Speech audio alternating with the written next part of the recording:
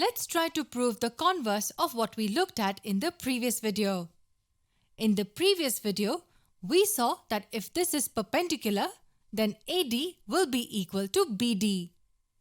Conversely, we are given that AD is equal to BD and we need to prove that this is perpendicular to the chord. This is the figure that has been given to us. Let's zoom out a bit. We are given that AB is a chord and AD is equal to BD. And we now have to prove that OD is perpendicular to chord AB. How can we prove that OD is perpendicular to AB? There is a simple way in which we can do that. We know that AB is a straight line, which means that the two angles, angle ODA and angle ODB, form a linear pair.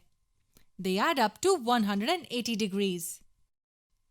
If we manage to prove these two angles equal, then both of them will equal 90 degrees, which is enough for us to prove that OD is perpendicular to AB. And to prove the two angles equal, we would have to prove two triangles congruent. Since we have no triangles present, we use a bit of construction to create two triangles.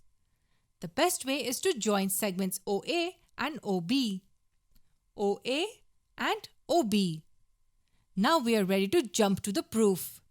In our proof, we look at triangle OAD and triangle OBD. Conversely, we were given that AD is equal to BD, OD is equal to OD as it's the common side to both the triangles, and OA is equal to OB as they are the radii of the circle. Three sides of one triangle are equal to the three sides of another triangle.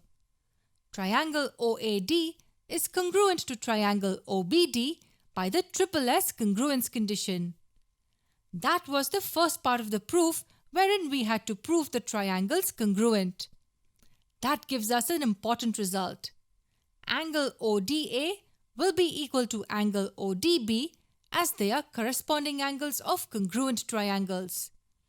This is exactly what we wanted to prove. As AB is a straight line, these two angles are supplementary, which means that angle ODA plus angle ODB equals 180 degrees. Because they are equal, both these angles will equal 90 degrees and OD will be perpendicular to AB. So the converse says that the line joining the center of the circle and the midpoint of the chord will be perpendicular to the chord.